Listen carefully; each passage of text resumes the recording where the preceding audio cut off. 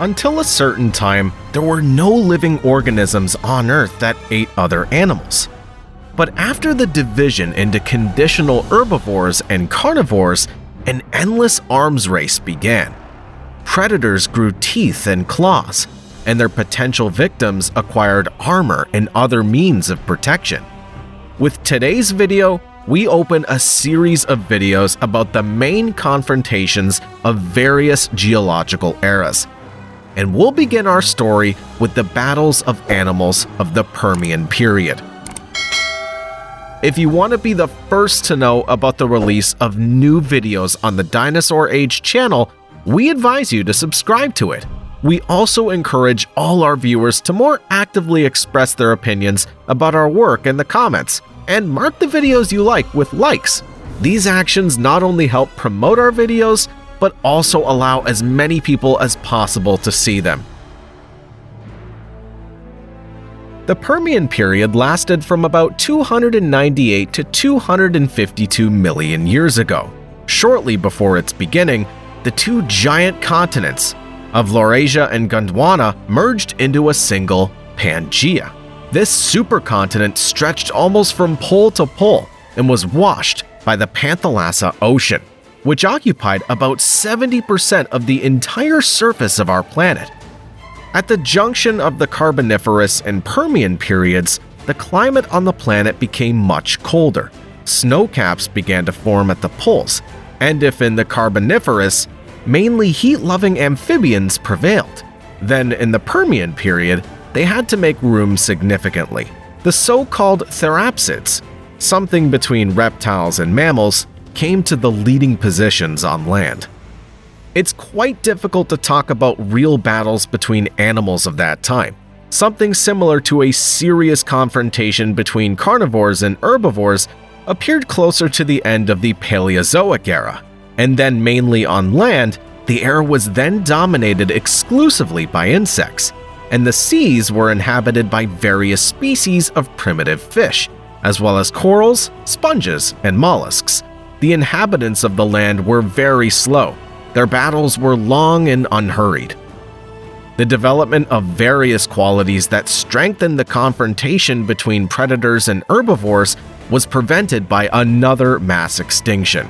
Moreover, the Permian extinction was the largest in the entire history of life on our planet. But still, some confrontations that took place in different elements deserve a separate mention in our video. Truly large flying creatures had not yet appeared in the Permian period. Therefore, it's difficult to come up with a plot for a dramatic and harsh confrontation in this element. But pioneers in this area first appeared among the Permian reptiles. We're talking about representatives of the Weigalteorid family. These small animals lived almost all over the world. They could not yet fly fully, but had already mastered gliding well. It's believed that they came to this method of moving in space due to their habitats. The Permian period is characterized by the presence of forests with tall trees. Weigaltosauruses, which fed on insects, acquired an extremely unusual adaptation for the convenience of hunting their prey. They used leathery membranes on the sides of their bodies as wings for gliding flight. The basis for such wings were hollow, bony processes, sometimes called false ribs. Fossils associated with different species of this family are found from Madagascar to central Russia. It's difficult to say which types of insects were the main prey of the Weigaltosauruses, but it's safe to say that insects emerged victorious from this confrontation. The descendants of many of them still inhabit our planet today, but the hovering reptiles of this type completely disappeared in the Triassic period of the Mesozoic era. Among the most famous flying insects of the Permian period, scorpion flies stand out. Today, science knows more than 760 species of these insects, and about 370 of them are fossils. One of the earliest species of these flies with a sting like a scorpion was found in the Permian deposits. Also, until recently, It was believed that the beetles of the Permian period were much more primitive than they are now. Most of the representatives of this class of insects were actually very different from the beetles we're used to. They lived mainly in the forest litter and bark of coniferous trees. They had elytra that were not completely hardened and were covered with characteristic tubercles. But in 2017, a new species of beetle was described in Australia, called Ponemerinkia, or Ponemerinkia belmonhensis. Australian scientists have named a new genus, as well as a family of beetles, in honor of the Russian paleoentomologist Alexander Georgievich Ponomarenko. Compared to other beetles over 300 million years old, it looks very progressive. Its body length didn't exceed 1.5 centimeters. The elytra of this beetle are already completely hard. There are also thread-like antennae. Its body is completely smooth, and its thoracic segments are almost identical to similar parts of the body of modern beetles. But at the same time, some features of its structure remain primitive. This did not allow researchers to classify Ponemerinkia to any of the modern suborders. It's believed that this beetle owes this body structure to a change in its lifestyle. It began to develop more open spaces, getting out from under the cover of tree bark. At the same time, these insects continued to live mainly on trees. The main inhabitants of the Permian seas were mollusks, sponges, and corals.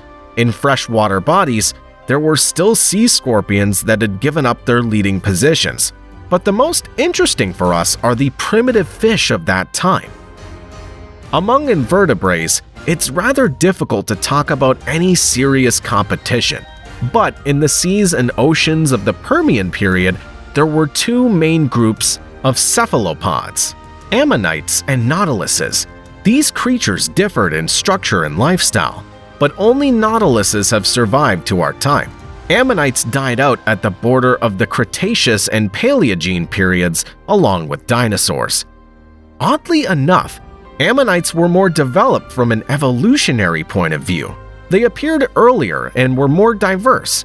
Complex shells with curved partitions, a progressive muscular system, and other adaptations made ammonites the dominant group of cephalopods of their time.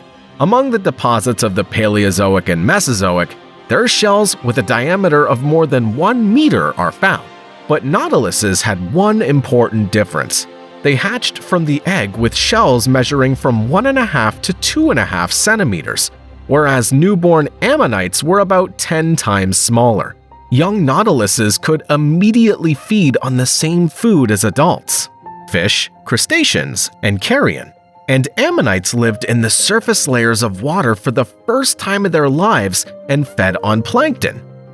And they themselves led the life of plankton.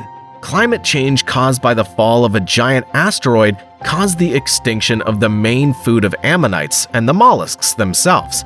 Since the Devonian period, a large number of species of cartilaginous fish lived in the seas in freshwater bodies, the ancestors of modern sharks, rays, and chimeras.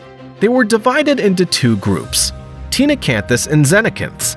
It's believed that real sharks originated from Tenocanthus, but in the Permian period, they did not much resemble the formidable predators of modern seas and oceans.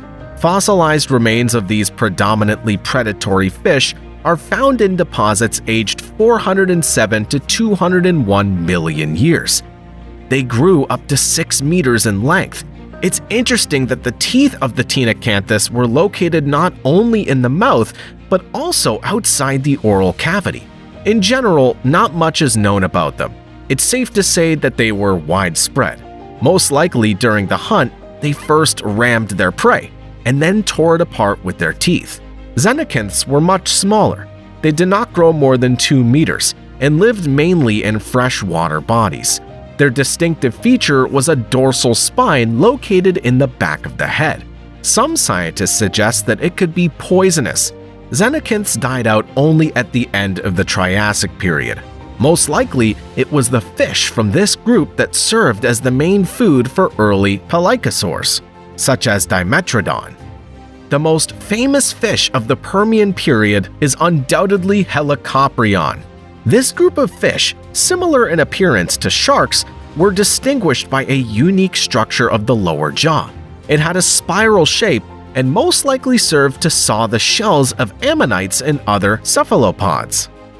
Also among the inhabitants of the reservoirs of the Permian period, one can distinguish such a group of fish as acanthodians. These ancestors of bony fish lived almost all over the world. Their main distinguishing feature was the presence of a large number of fins. Scientists count 6 to 7 pairs in some of them. In the process of evolution, some of the fins turned into sharp spines.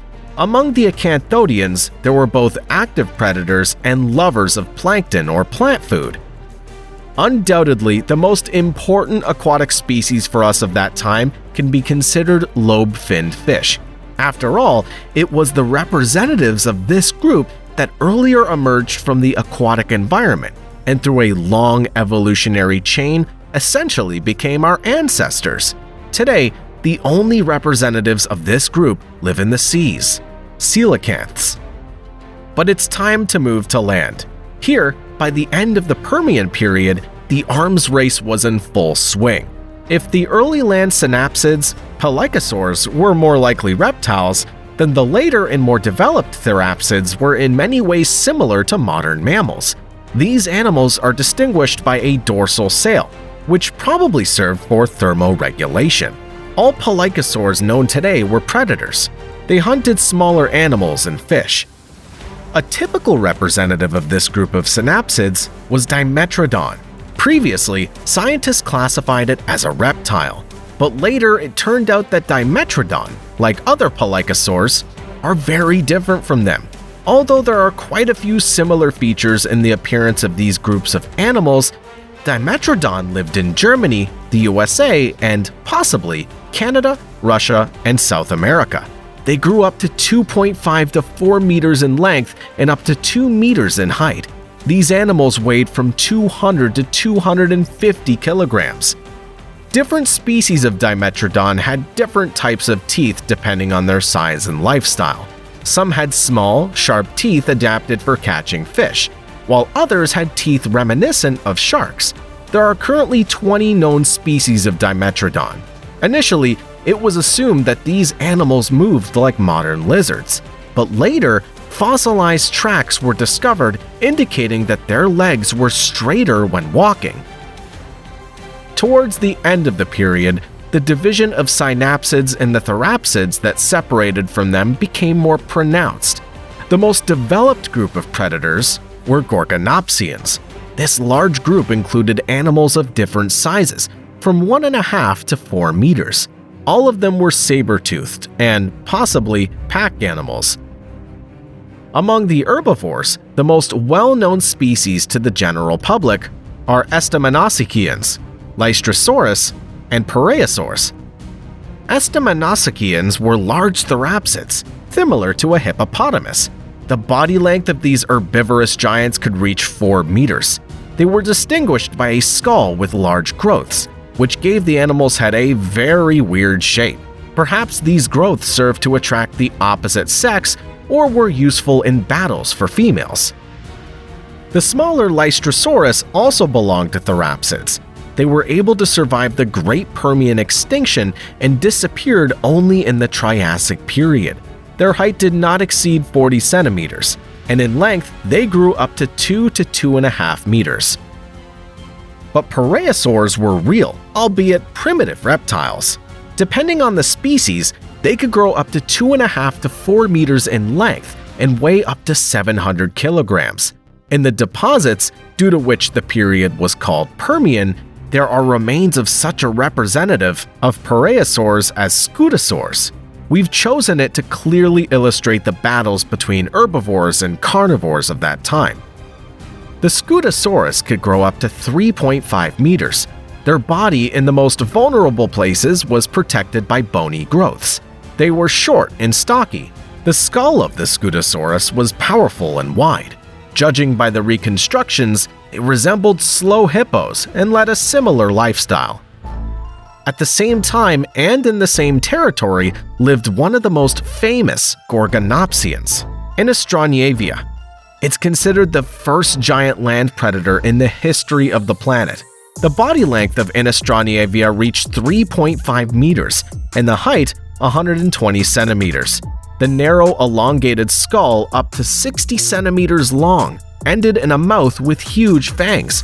It's also possible that these predators lived in small groups. It's a stretch to call Innistronyjavia's hunt for Cenozoic a battle. The fact is that the animals of the Permian period were quite slow. Gorgonopsians, of course, as befits active predators, moved a little faster than their prey, but their movement can hardly be called very fast either. Most likely, Innistronyavia approached a Cenozoic peacefully grazing near a pond or in shallow water and inflicted a serious wound. The Cenozoic began to slowly move away from danger, losing a lot of blood and receiving new wounds. Then the victim lost strength and could no longer resist. Then the predator could calmly finish it off and eat it. The Permian extinction put an end to this round of the arms race in the animal world. In many characteristics, late therapsids were close to mammals. They were already covered in fur. They also developed a way of feeding their young with milk through glands on the skin. Such a mechanism is now found in primitive mammals, such as the platypus. Further development of these animals could have led to more vivid and dramatic confrontations between predators and their victims. If not for another catastrophe of a planetary scale, neither dinosaurs nor especially mammals would have had any chance of dominance. But the history of life on the planet took such a path that the heroes of the most vivid confrontations in the animal world were not the therapsids, but reptiles and then mammals. We'll talk about these battles in the next episodes, and the fauna of the Permian period simply set the general trends for the development of such confrontations, giving scientists and science lovers around the world a huge amount of material for studying the evolution of species.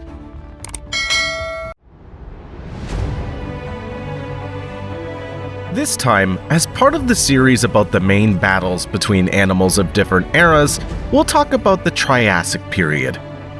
This period was the first in the Mesozoic area, the era of the dominance of dinosaurs.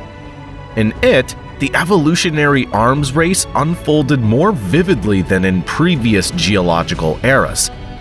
The first lizards appeared in the air, on land, and in the oceans, some of which were predatory, others herbivores. The former actively hunted the latter and at the same time competed with each other for the upper steps of the food pyramid. In this issue, we'll try to highlight the most interesting and dramatic confrontations of this time. The Triassic period began approximately 251 million years ago and lasted for almost 50 million years. At the very beginning, a type of lizards called archosaurs appeared. But by the end of the period, real dinosaurs and the first pterosaurs appeared. The end of this period was marked by another mass extinction. It, of course, was not as large as the previous one, the Permian. But even at the border of the Triassic and Jurassic periods, many species of living creatures disappeared from the face of the Earth. The Triassic period was divided into only 2 seasons. The first was dry and hot, and the second was wet. During the dry half of the year, reservoirs dried up and many areas turned into real deserts. The second half of the year, the Earth was flooded with constant rains. Nature flourished. Dense thickets appeared around reservoirs. Among the plants, gymnosperms predominated.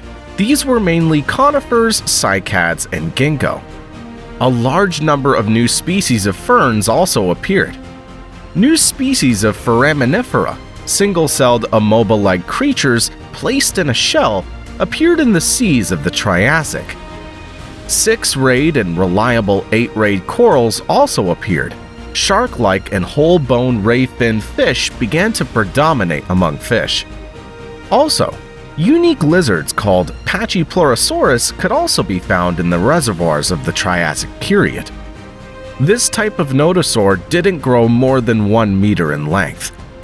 The species that gave the detachment its name lived in what's now Italy, Romania, and Switzerland.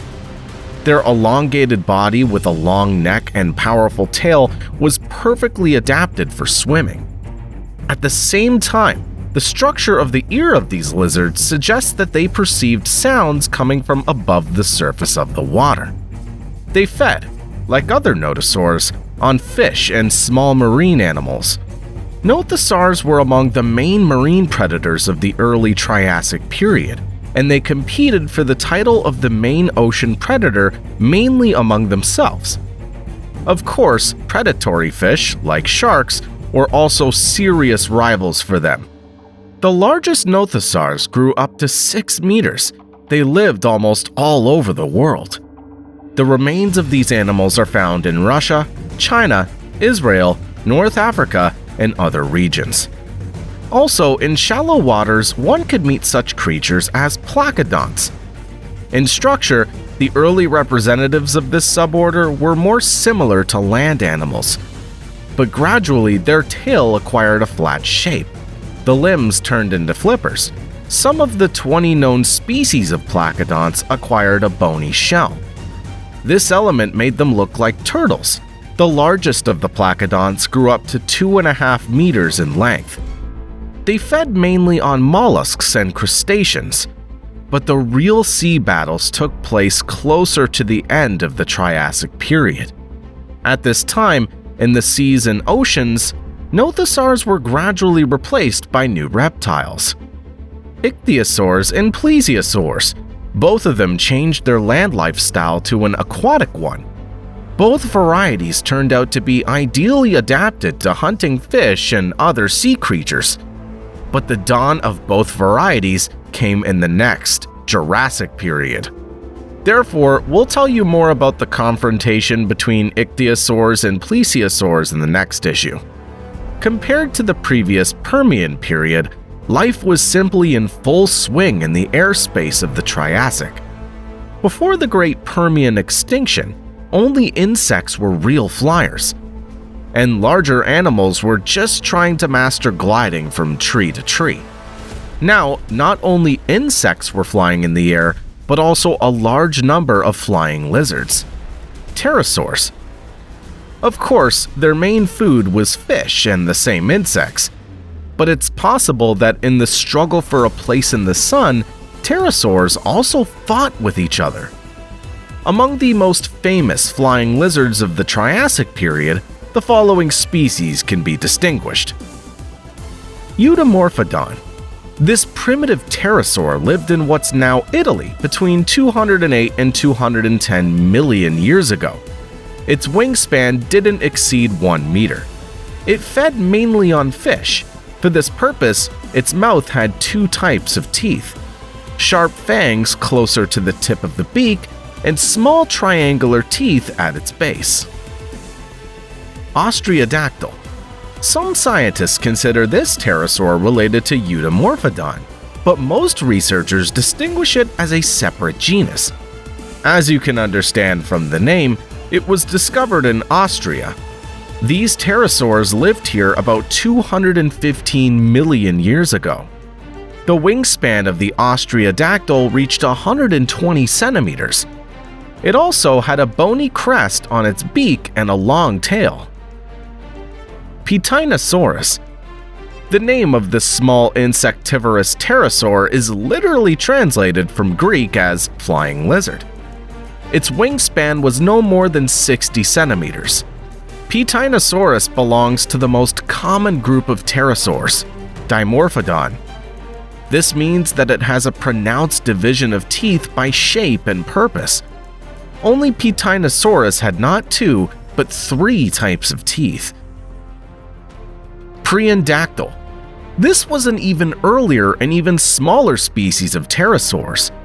Its remains were also discovered in Italy, in the Prean Valley. They're about 228 million years old. The wingspan of the Prehendactyl was no more than 45 centimeters. It ate fish and insects. By the way, if we talk about insects, then in the Triassic period, the development of this group of living creatures was very intensive. During the entire period, a large number of species of lacewing appeared. In the middle of the period, beetles and hemiptera reached their peak, dragonflies and mayflies.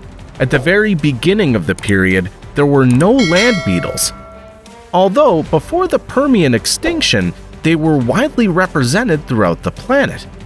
At the end of the period, such a large order of insects as Diptera appeared. Hymenoptera insects also appeared.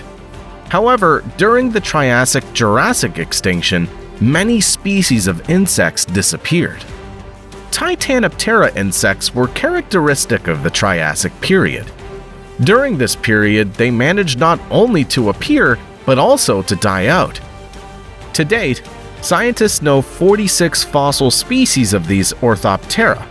It's known that these insects were predatory. They developed with incomplete metamorphosis. Now, such a mechanism is typical for dragonflies. Their head in shape and structure was similar to the head of early praying mantises. The front legs were adapted for grasping.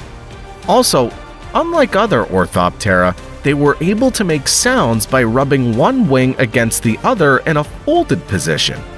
The sound apparatus of modern representatives of this superorder is arranged a little differently. It's quite possible that the Titanopterans themselves, like other insects of the Triassic period, served as food for the first frogs. One of the first species of these creatures is considered to be Triassic. This frog, native to Madagascar, had a length of up to 10 centimeters. It's noteworthy that this particular creature is not a direct ancestor of modern tailless ones. The skull of Triassic was wide and similar in structure to modern tailless frogs, but its body was somewhat more elongated due to the larger number of vertebrae. This fossil frog also had a small tail, but the main interest in terms of the confrontation of different species of animals for us is the inhabitants of the land. At the beginning of the Triassic, representatives of the Permian period, synapsids lived out their days. During this time, one could meet such an animal known as Lystrosaurus or Placerius. Also, at the beginning of the Triassic period, a new species of synapsids appeared, Trinaxodon. This small creature lived in burrows and hunted insects and small animals. But it was its descendants who became the winners in the evolutionary race. Trinaxodon was similar to reptiles in many ways, but it already had features inherent in mammals. It and similar animals became a transitional form and gave rise to the development of a group of creatures, which include humans. But the most successful animals by the end of the Triassic period were dinosaurs. And if the animals of the Permian period are the calling card of the corresponding region of Russia, then Argentina can be proud of the study of the Triassic. It was here that the earliest dinosaurs were found. There's also a Triassic park in this country, Talampaya, and some exhibits in this park depict battles between dinosaurs. For example, one of the central compositions of the park is the attack of a Zooposaurus on a large sauropod, a Coloradosaurus. Zoopasauruses lived in South America at the end of the Triassic and the beginning of the Jurassic periods. In their structure, they were classic theropods of medium size. They were distinguished by a long, flexible neck and an elongated, narrow mouth. The body length of these lizards, according to various estimates, ranged from 4 to 6 meters, and their weight could reach 250 kilograms. The first part of the name of the Zooposaurus was taken from the language of one Indian tribe inhabiting this territory.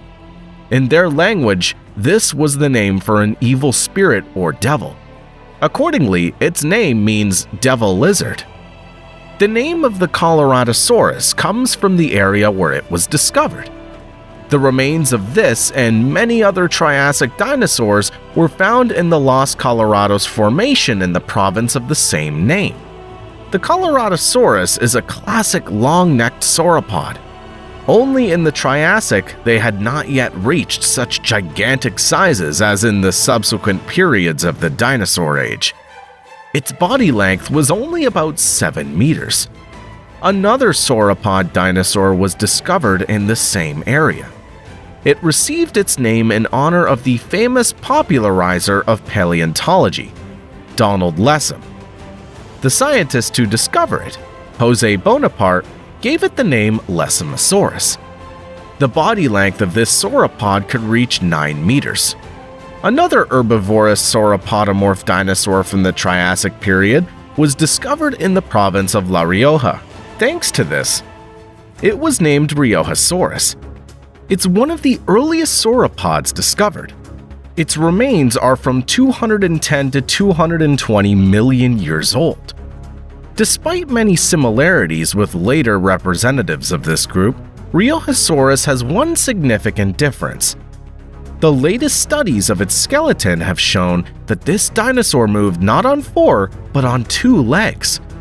All the sauropods described above could have served as prey for Zooposaurus or its relatives, but in addition to predatory theropods, other large predators lived in Argentina during the Triassic period. In the Talampaya Park, there's a figure of a 10-meter crocodile, Thalassocus. This monster is simultaneously a relative of both crocodiles and dinosaurs. Also in the Triassic period, such creatures as archosaurs were common.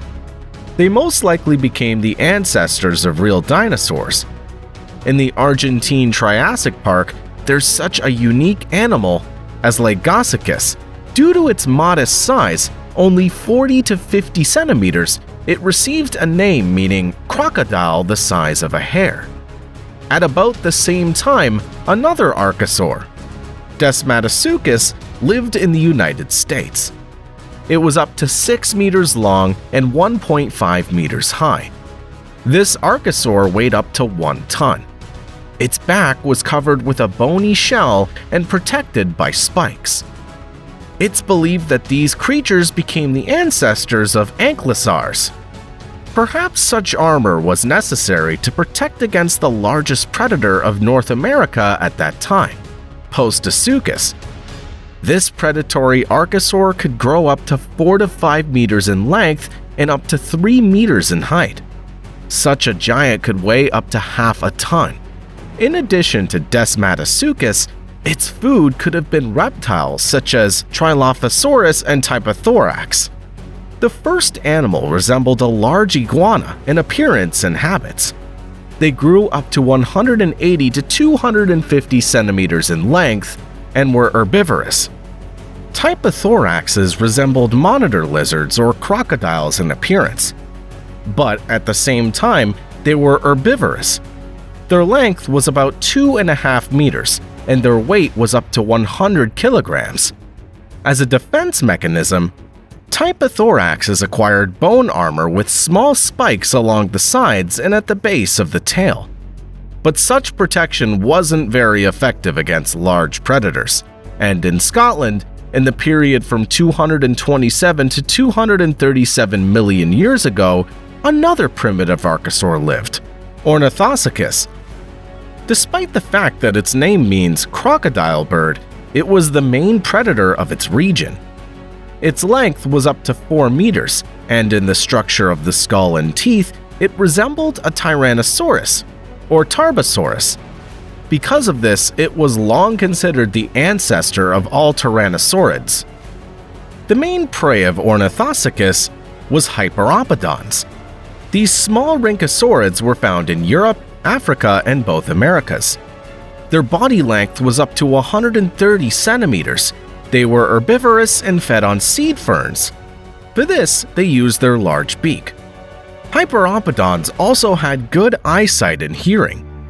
These tools could also be used to protect themselves from predators. It's believed that the cause of their extinction was the disappearance of a food source.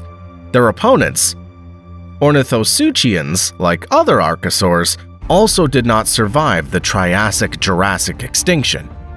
Another carnivorous dinosaur from Argentina of the Triassic period was Eodromius. This small predator was up to 120 to 177 centimeters long and up to 50 centimeters tall, and weighed from 5 to 12 kilograms. In its structure, it was a classic lizard-hipped theropod. It was agile and could run at a decent speed. In fact, its name translates as early runner. A competitor to predators like Eodromius could well have been the Macetognath. This animal, about the size of a modern fox, belonged to the cynodonts, developed synapsids. Such therapsids were warm-blooded and covered with fur, but at the same time, Macetognaths laid eggs. A characteristic feature of these animals was the functional separation of teeth. Macetognaths had 3 types. At the moment, such animals are considered the main ancestors of mammals. This means that over a long period of time, they won the battle for the top of the food pyramid from ancient reptiles. But evolution does not stand still. Therefore, perhaps in the future, reptiles or some other animals will overthrow mammals, and along with them, people, from the throne of the rulers of the planet.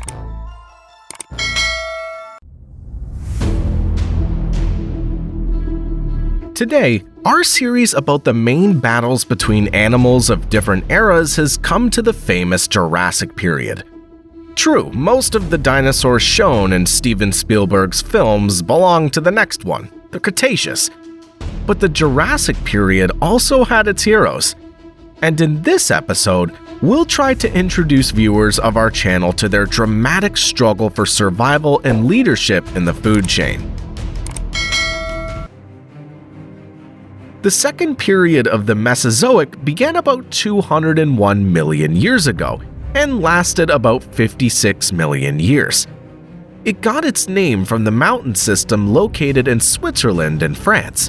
During this period, many geological and climatic changes occurred.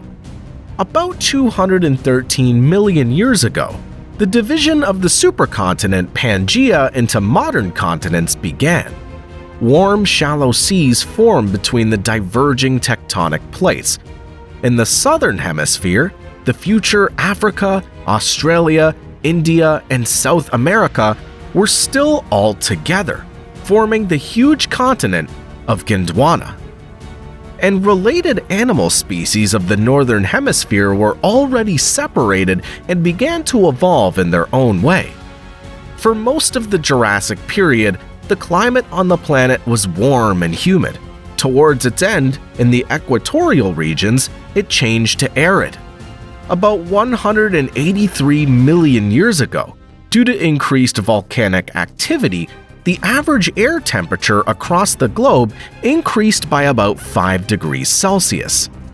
The amount of rain increased, which began to wash away more and more minerals into water bodies.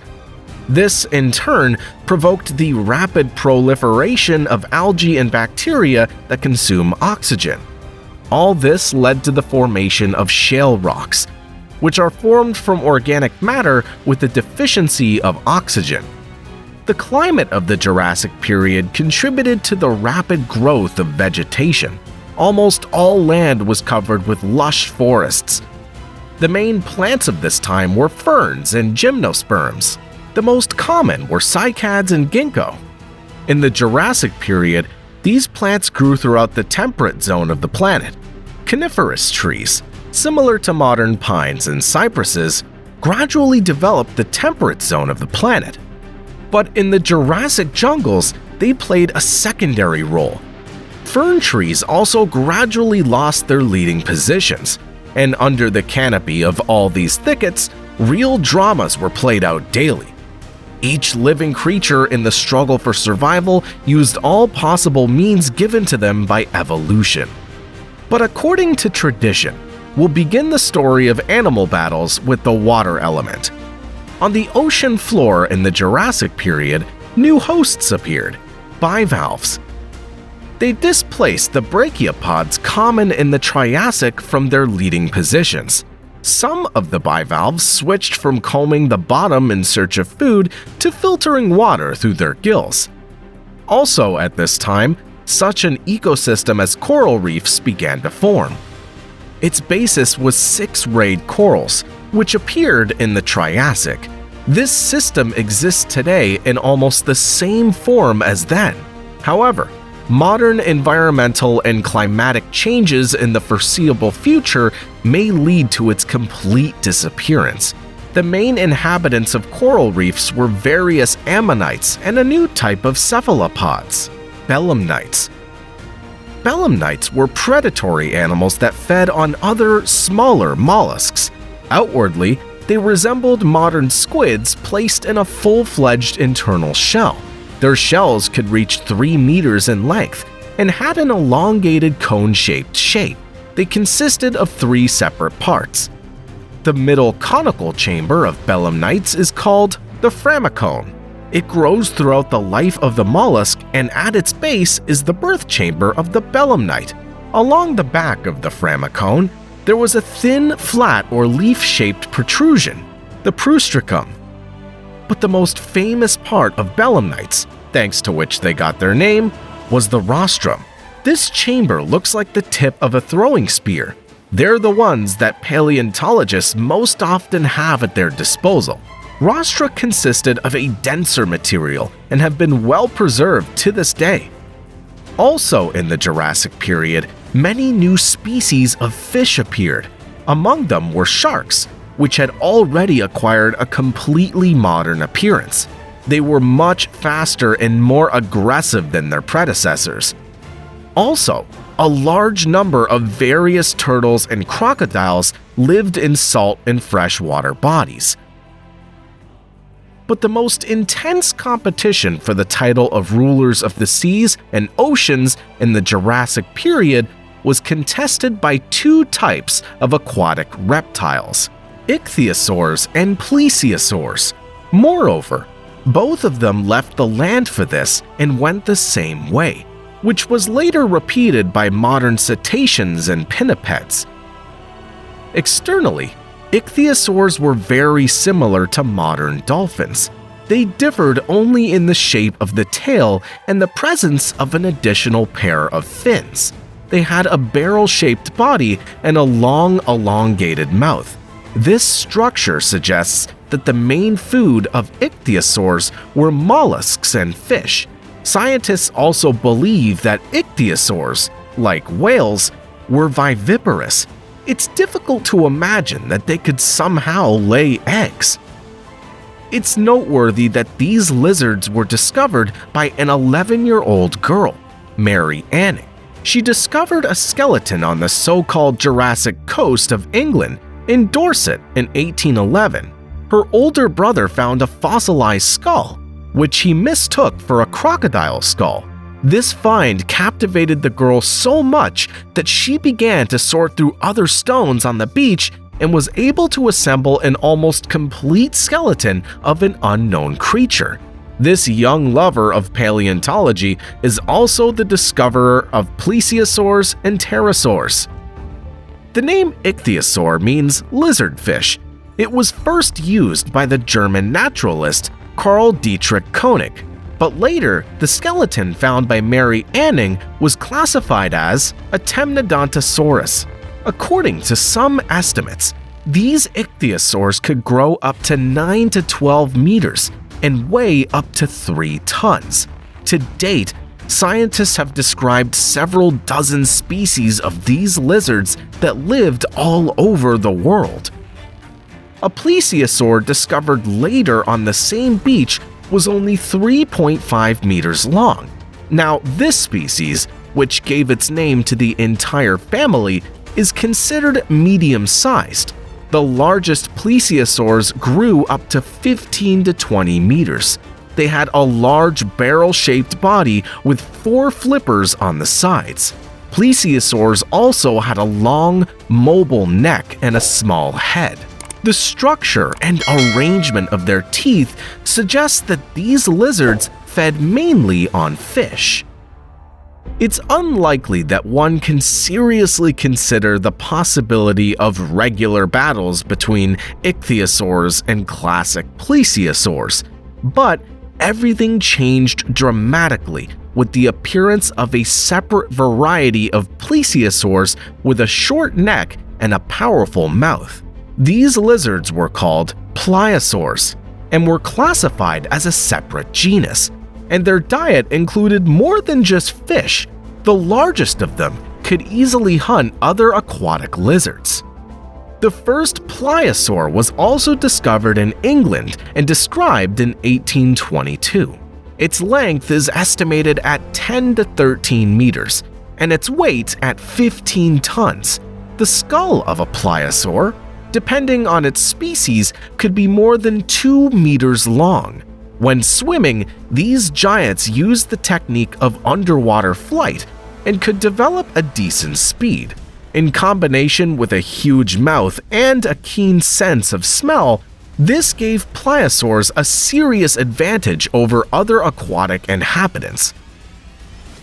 In the airspace of the Jurassic period, no significant changes were observed compared to the Triassic.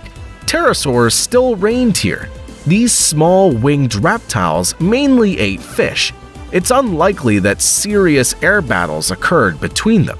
Of the notable events in the air kingdom of that time, one can note the extinction of the Rhamphorhynchus and the appearance of the most famous pterosaurs, pterodactyls. This type of flying lizard was discovered very first, and for many, the word pterodactyl is a synonym for all winged reptiles of the dinosaur era. At first, scientists attributed all the pterosaurs found to this genus, but later, the classification of most of them was changed. It's also still unclear whether all the samples available to researchers belong to different types of pterodactyl. It's possible that some of them are representatives of the same species, but their remains belong to individuals of different ages. The first real birds also appeared in the Jurassic period. For a long time, it was believed that the transitional form between reptiles and birds were the Archaeopteryx. Its discovery became another confirmation of Darwin's theory, but later studies showed that this unique creature belongs to a dead-end branch of development. As always, the main battles of animals took place on land, and as almost the entire era of dinosaurs, the dominant predators on all continents were large theropods. In the early Jurassic period, these were representatives of the megalosaurid family. The remains of these monsters have been found in Europe, North America, and even in Madagascar. Megalosaurus, which gave the name to the family, is the first reliably described dinosaur. The lower part of its femur was found in England in 1676. These carnivorous lizards lived in Europe from 166 to 168 million years ago. Their weight was about 2 tons, and the body length reached 9 meters. Another genus of this family, the Torvosaurs, lived in the United States, Portugal, Germany, Tanzania, and Uruguay. Their remains are 145 to 165 million years old. The body length of the Torvosaurs was about 10 to 12 meters, and their height was up to 4 meters. They weighed about 3.5 to 4.5 tons. Another group of large theropod dinosaurs, the Allosaurids, appeared 155 to 145 million years ago. They were also distributed throughout the world. Along with Coelurosaurids, they lived in the same areas as the megalosaurs, but scientists suggest that representatives of different families occupied different ecological niches and did not compete for food. Allosaurus, which gave the name to the entire family, was not the largest predator of the dinosaur era. Its length did not exceed 8.5 meters. and its height was about 3.5 meters. The average body weight of an adult Allosaurus was about 1.5 tons. Some researchers suggest that individual members of the family could grow up to 11 meters and weigh up to 4 tons. Coelurosaurs are the largest group of theropods. In the Cretaceous period, the most terrible predator of all time, the Tyrannosaurus rex, will eventually appear. This group also includes different types of ornithomimids and moniraptors. All of them are the closest relatives of birds. It's noteworthy that such unique dinosaurs as compsognaths also belong to coelurosaurids. These predators are comparable in size to a chicken, but they, by all indications, are true theropods. Even Antarctica at that time had its own unique theropod, Cryolophosaurus. Its size is estimated at 6 to 8 meters, and its weight is from 500 to 800 kilograms. A distinctive feature of this carnivorous giant was the crest on its head. Unlike many other theropods, the crest of the Cryolophosaurus was located not along but across the skull. Perhaps it served to attract individuals of the opposite sex. As already mentioned, constant battles between representatives of different theropod groups were most likely rare, but the herbivores that lived at the same time had to constantly fight for their lives. The Jurassic period was the heyday of the largest creatures on our planet, sauropods. Apatosaurus, Diplodocus, and Brachiosaurus were real giants. For example, the weight of an adult Brachiosaurus could reach 60 tons. Only young or sick individuals could become prey to predators. They descended from an earlier group of dinosaurs called prosauropods. For example, they include such a species as Etonix. It lived in South Africa at the beginning of the Jurassic period. These lizards were not as large as their descendants. Also, it's possible that prosauropods moved not on 4 but on 2 legs or periodically changed their mode of movement. Given their size, adult sauropods could easily eat vegetation from the tops of trees without fear of attack by enemies. Although there are suggestions that some theropods of the Jurassic period were pack hunters. Using the right tactics, 2 to 3 allosaurids could risk attacking even an adult sauropod. Smaller herbivorous dinosaurs had to use different methods of protection. Most likely, the main prey of large predators of that time were stegosaurs and iguanodons. The former were up to 9 meters long and weighed up to 4 tons. There were 2 rows of vertically arranged plates on their backs. They could have served both for protection and for thermoregulation. Another formidable weapon of stegosaurs were the spikes on the tip of the tail. Many fossils of these herbivores bear traces of bites from large predators in the area of the base of the tail and on the hips. And on one of the skeletons of an Allosaurus, a hole has been preserved, presumably pierced by a Stegosaurus tail spike. Iguanodons appeared closer to the end of the period. They were also herbivorous dinosaurs with a small head and a beak-like mouth. Their length ranged from 10 to 13 meters. A distinctive feature of this group of lizards was the presence of a large claw on the big toes of the front paws. There's an assumption that dinosaurs could use it to protect themselves from predators, but perhaps they used this tool to dig up plant roots. Don't forget that herbivorous dinosaurs most likely grazed in large herds. They included representatives of various families. Herds of ungulates in the African savanna look about the same now. There, zebras, giraffes, and various types of antelope graze next to each other. They feed on different types of plants, and each animal contributes to the overall security system. Both now and in the era of dinosaurs, not every predator attack was successful. The result of the arms race between herbivores and carnivores is the achievement of a certain balance, which serves to maintain natural ecosystems in equilibrium.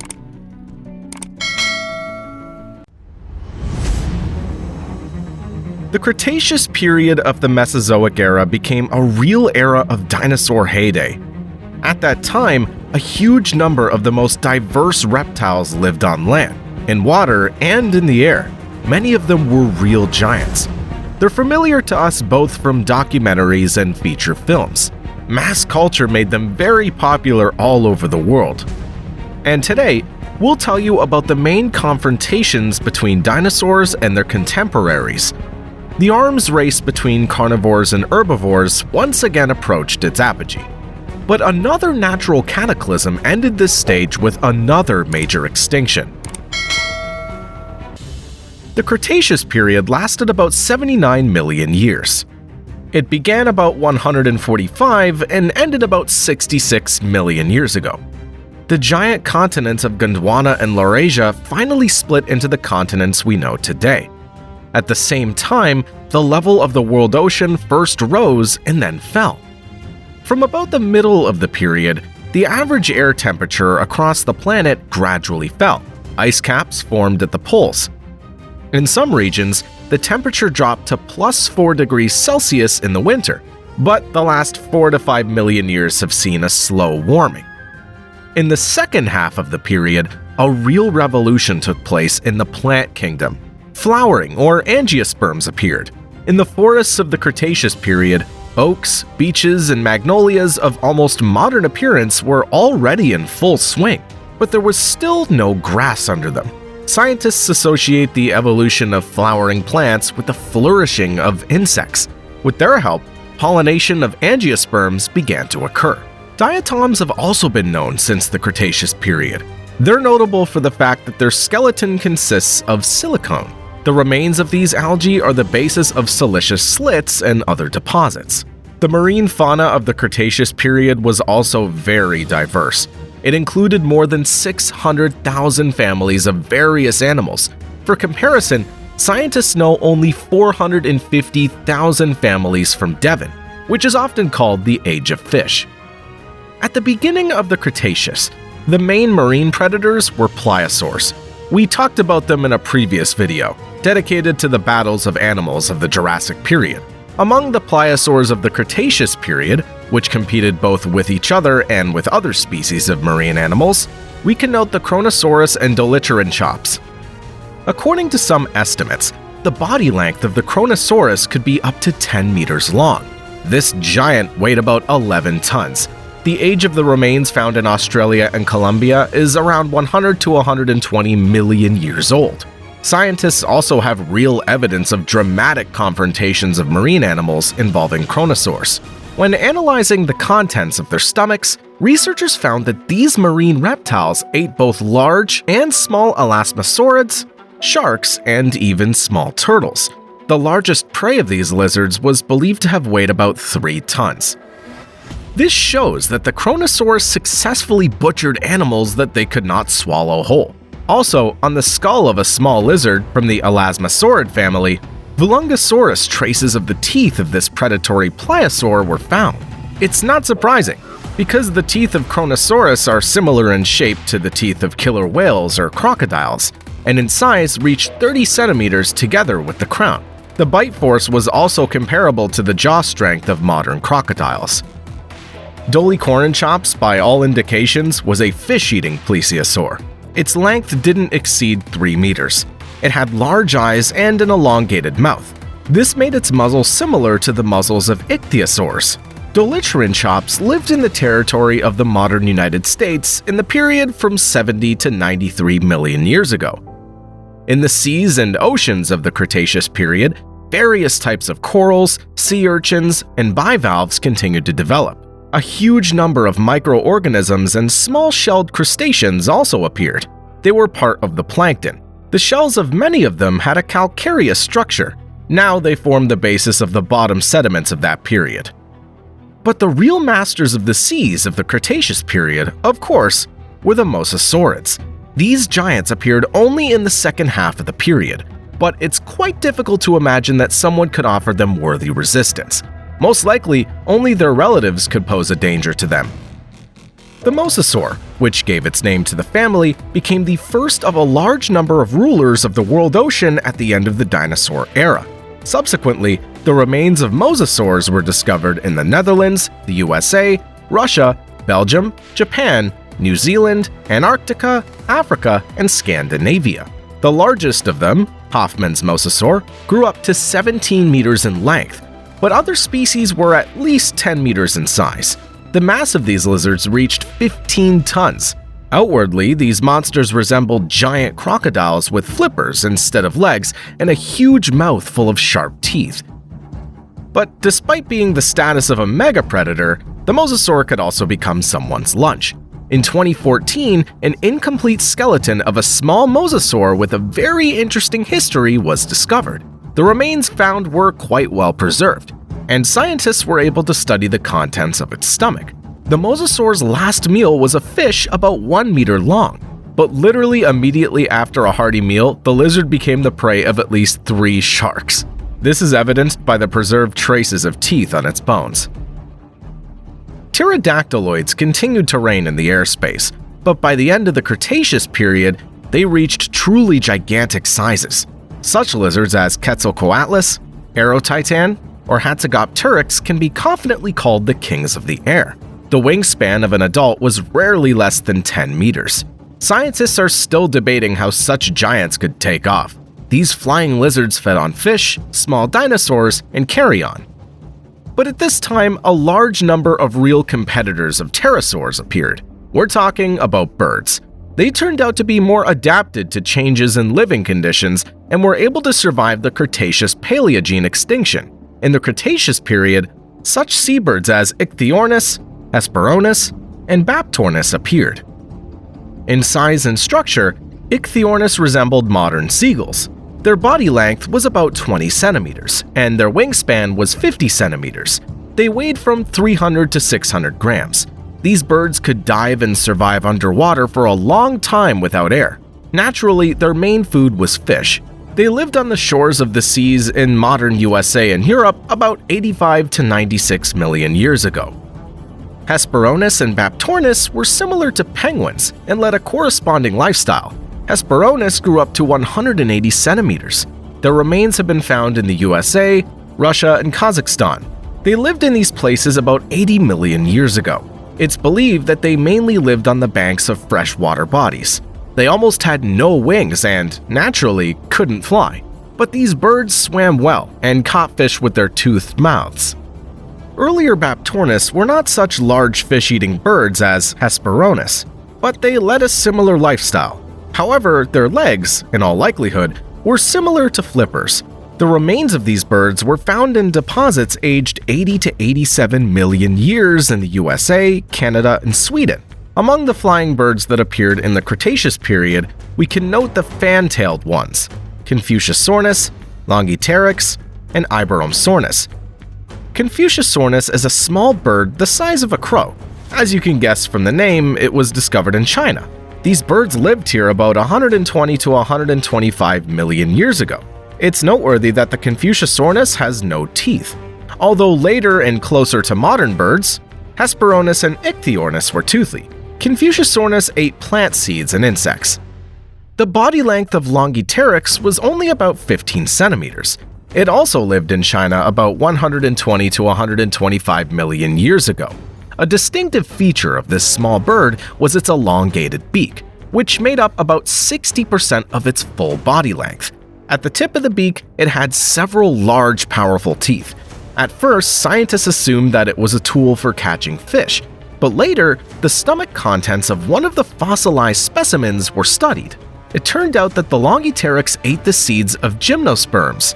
It seems that they used their teeth to extract these seeds from cones. Iberomsornis, which lived at the same time in Spain, was much closer in structure to modern birds. It was a small bird with a body length of only up to 15 centimeters and a wingspan of up to 20 centimeters. Iberomsornis ate insects. At the moment, science doesn't know much about these birds. researchers have only one specimen, and it's without a skull and wings. But nevertheless, the most dramatic confrontations between animals took place on land. The Cretaceous period saw the heyday of a wide variety of carnivorous and herbivorous dinosaurs. Both acquired a variety of new devices for attack or defense. Of course, the dominant predators on different continents were the largest theropods. The most famous of them is undoubtedly the Tyrannosaurus rex. This predator, which lived in North America, is the hero of a large number of Hollywood blockbusters and documentaries about dinosaurs. Even our channel dedicated several separate episodes to this.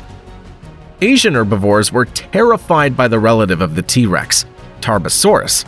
In Africa lived the Carcharodontosaurus. In South America, Giganotosaurus. All of them walked on two legs and had giant mouths filled with large, sharp teeth. Also, tyrannosaurids and other large theropods had a powerful short neck. With its help, they could lift and shake the captured prey, causing it even more suffering. Tyrannosaurus and its relatives were most often confronted by the largest herbivores of that time. These were sauropods, stegosaurs, ceratopsians, and many other types of dinosaurs. We talked about sauropods in detail in a previous video. In the Cretaceous period, among these long-necked giants, you can distinguish the Argentinosaurus, Titanosaurus, or Brachiosaurus. If we've already talked about the first two species more than once, then this time we'll dwell on the third one in more detail. Brachiosaurus is notable for the fact that it was discovered in India. The name of this sauropod means heavy-bodied lizard. And in fact, these dinosaurs were simply enormous in size. For example, the tibia of a single specimen is almost a third larger than the same part of the body of an Argentinosaurus. The total length of this giant is estimated at around 37 meters. The height's at 10 to 12 meters, and the body weight is at 95 tons. However, all these estimates are extremely unreliable, since all the specimens were lost, and the final dimensions were determined by a group of enthusiasts based on available photographs. There was even a version that these were not dinosaur bones, but petrified trees. But scientists know quite a bit about other herbivores of the end of the dinosaur era. At that time, a large number of different ceratopsians lived in different parts of the planet. Three-horned dinosaurs with massive frills. It's quite possible that the main predator of all the times, the T-Rex, often confronted Triceratops. Their weight was up to 9 tons, body length up to 8 meters, and height up to 2 to 3 meters. The skull of the largest of the found Triceratops is more than 2 meters long. The weapons of these giants were horns, of which there were many as 3, one on the nose and 2 above the eyes. And if the nasal horn was very small, then the other 2 could grow more than 1 meter in length. Probably they served ceratopsians to protect themselves from predators and even more often for fights with each other. Stegosaurus and Ankylosaurs protect themselves from taller predators with the help of spikes on their backs or strong bone armor. They also had spikes or a bone club on the tip of a mobile long tail. The largest of the armored dinosaurs, North American Ankylosaurs, were 7 meters long and weighed up to 6 tons. Also in the Cretaceous period, smaller theropods lived on our planet, like velociraptors or oviraptors. The former were agile and fast predators. There's a version that says they hunted in packs and could pose a danger even to the largest herbivores. Their body length was less than 2 meters, and their height was no more than 70 centimeters. Velociraptors were covered with feathers and had large claws on their hind legs.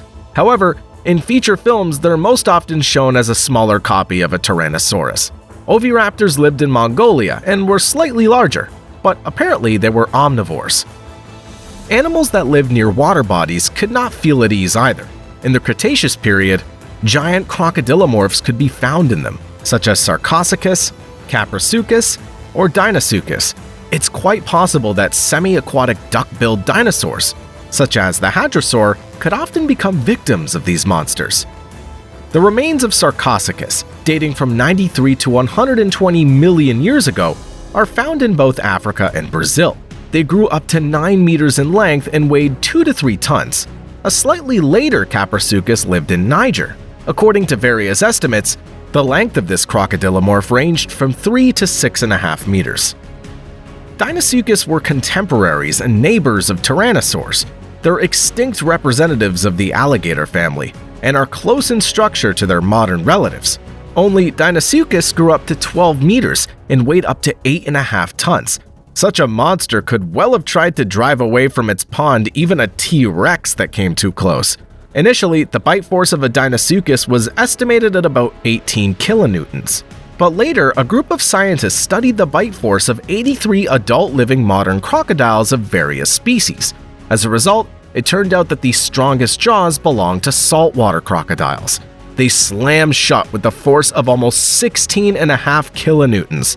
Having transferred these results to the dimensions of Deinosuchus, the scientists received a figure of 102.8 kilonewtons. Looking at the fauna of the Cretaceous period, one might get the impression that this was the time when huge theropods, crocodilomorphs, and mosasaurs ate all living things around them.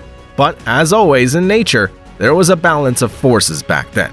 In addition to modern birds, the first modern lizards, snakes, and even placental mammals appeared at this time.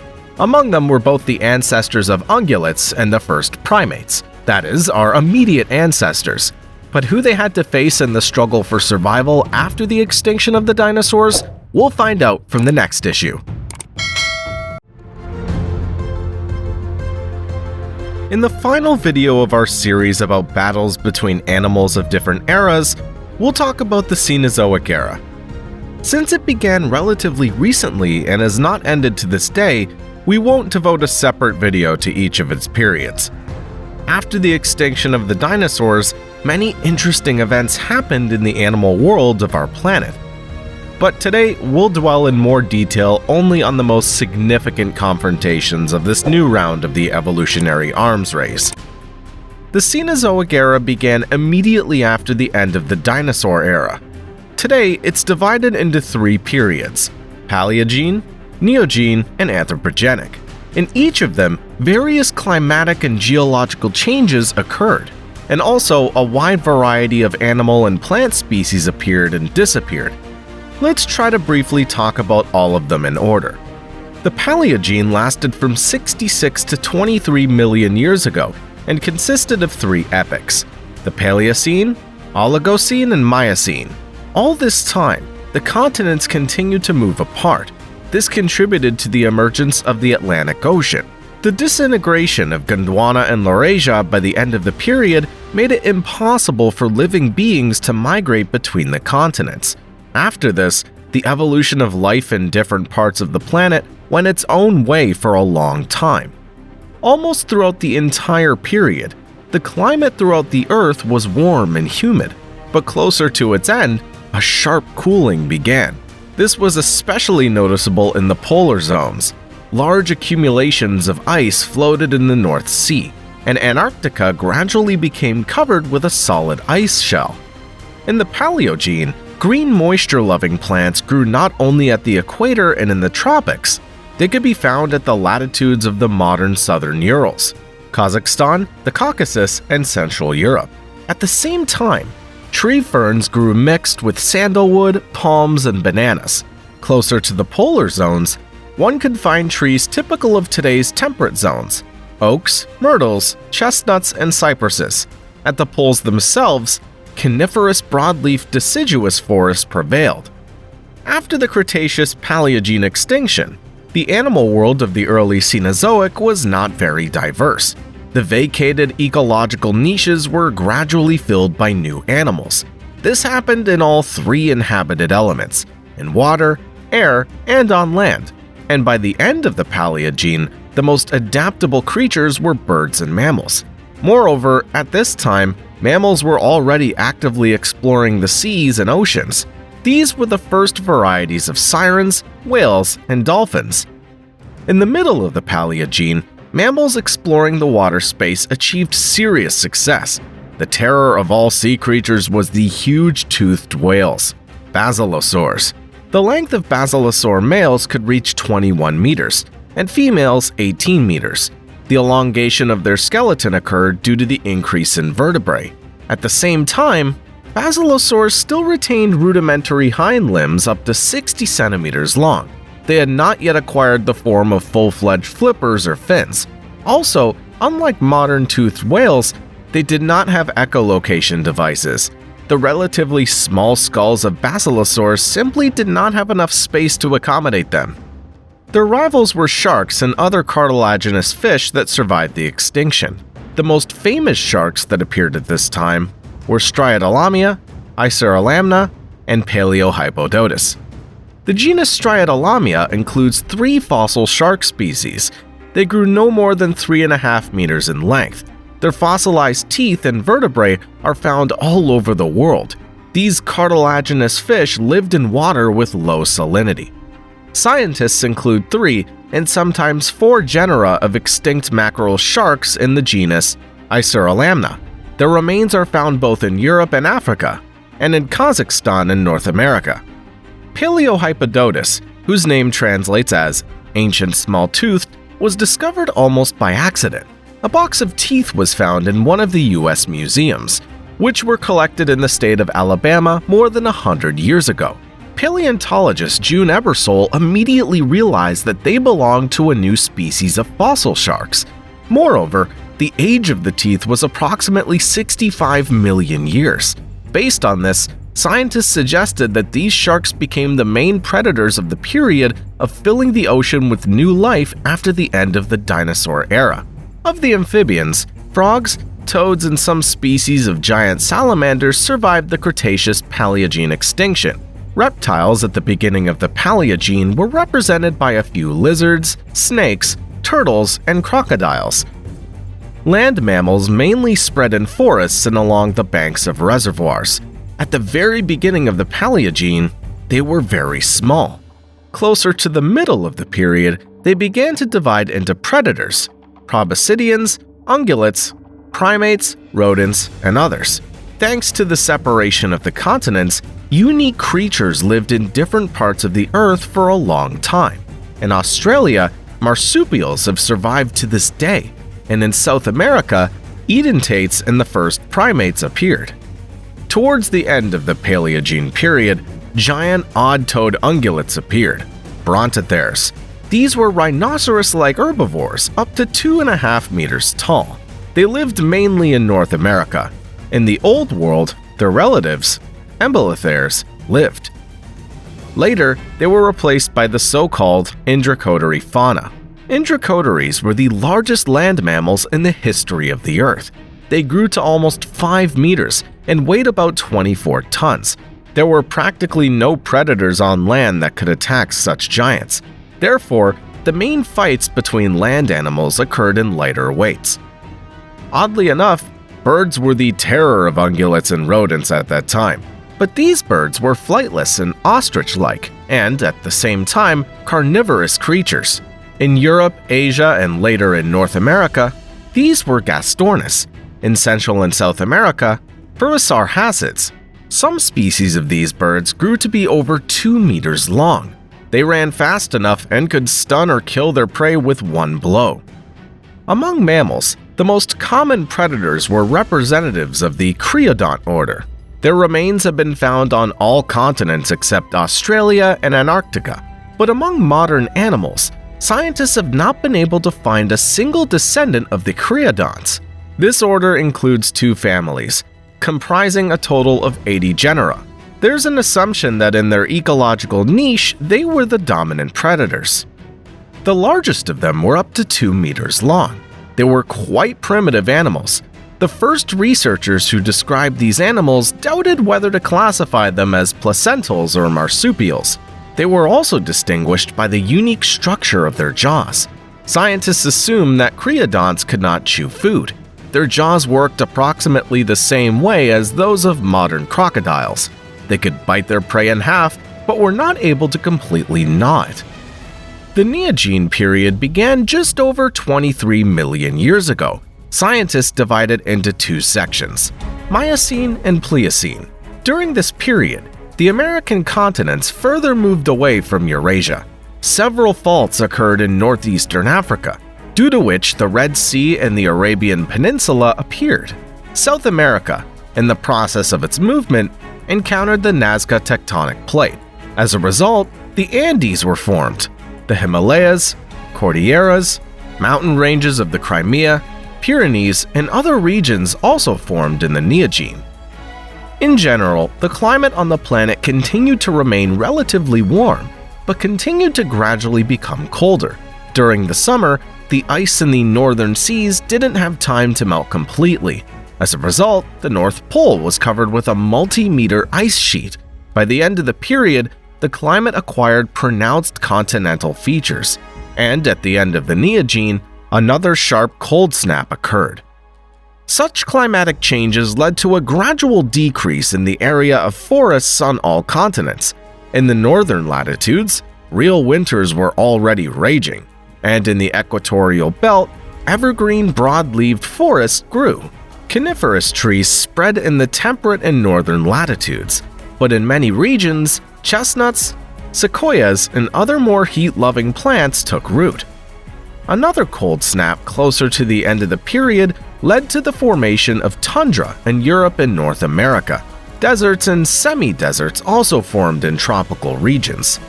The emergence of vast grassy plains led to another round of evolution of ungulates. In the first half of the period, representatives of the so-called Hipparian fauna dominated. Hipparians are the ancestors of modern horses. They were much smaller and differed in structure. It was these animals that were frequent victims of terrible birds, Gastornis and Furusarhacids. Also at this time, giraffes appeared, who are the ancestors of modern camels and deer. Also in this period, the first participants in one of the main confrontations of the entire era appeared, mammoths and saber-toothed cats. But the main stages of this confrontation occurred in the next period, the Anthropogenic. But the marine fauna of the Neogene boasted a real super predator, the Megalodon. This giant shark, according to various estimates, grew up to 15 meters in length and weighed from between 35 to 47 tons. It's very difficult to accurately determine its dimensions. Since Megalodon, like all other sharks, was a cartilaginous fish, mostly jaws and rare vertebrae have been preserved.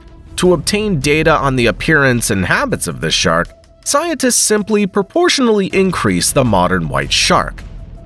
The Quaternary period, or Anthropogene, is named that way because of the appearance of modern man in it.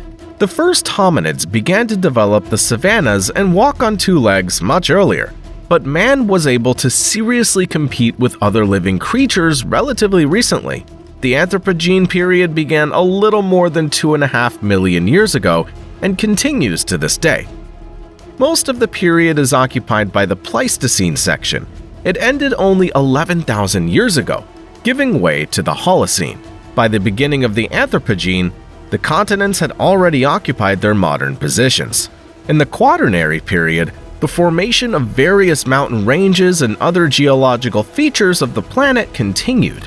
Due to the periodic advance and retreat of glaciers, the level of the world ocean fluctuated within 100 meters.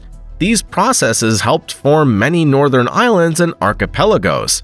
During the coldest stages of the Ice Age, a layer of ice and snow covered most of Europe, Siberia, and the North American continent. The current Ice Age is now in the stage of another warming. According to scientists, it began about 10 to 15,000 years ago. The next global cooling should begin no later than in 1,000 years. Such temperature swings greatly affected the change in the flora. The constant temperature fluctuations had a particularly strong effect on the changes in the flora of the temperate and polar zones.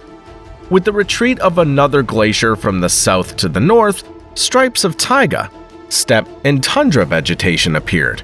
More heat-loving plants once again began to grow in more northern regions. Natural barriers, such as mountain ranges, formed unique islands of southern vegetation in some areas of Europe, Asia, and North America. They can now be clearly seen in certain parts of the Mediterranean basin. In the seas, battles for the title of main predators between sharks and cetaceans continued. Relatively recently, basilosaurs yielded the palm to giant sharks, such as Megalodon. In the Quaternary, whales responded by introducing predators such as killer whales.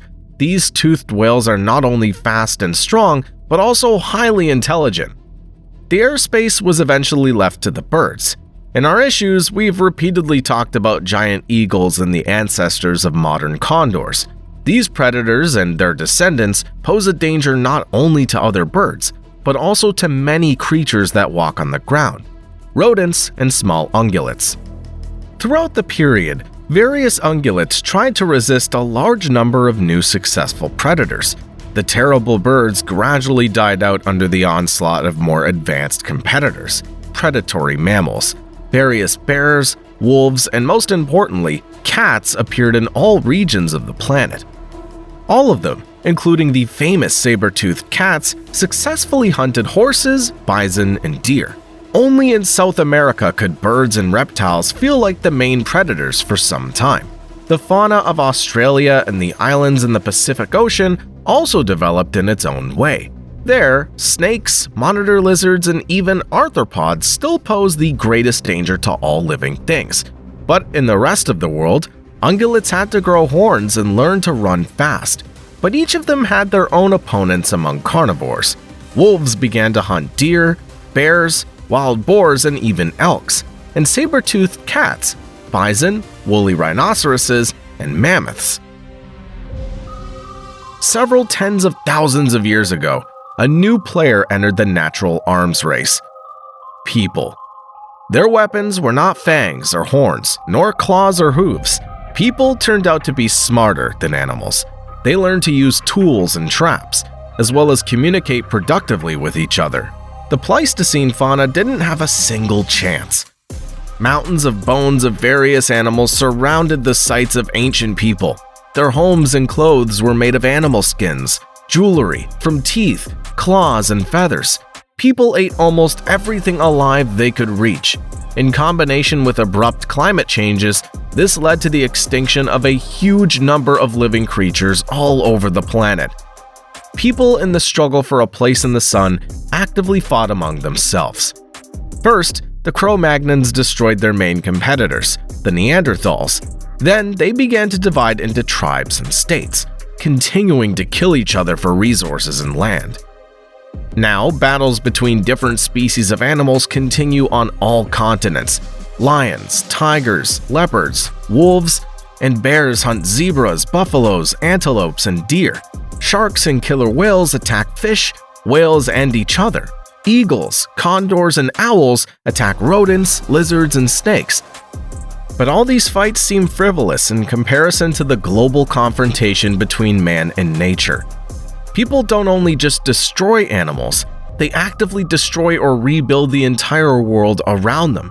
At the same time, it's unlikely that humanity will be able to successfully resist the global forces of nature in the form of the greenhouse effect and the subsequent onset of another ice age. Without realizing it, people only accelerate these processes with their activities. As a result, it may happen that humanity will help nature in the destruction of our civilization, and life on Earth, forgetting about people, will continue its eternal struggle between different species of living creatures for survival and supremacy in the water, air, and on land. We thank everyone who watched our video all the way to the very end. If you're interested in this topic, we advise you to pay attention to previous videos on our channel dedicated to the Permian period and the era of dinosaurs. Our channel also has videos about the evolution of a wide variety of living organisms from different periods of life on Earth. There's also videos about the development of humanity and the relationship between people and wildlife. Thanks for watching.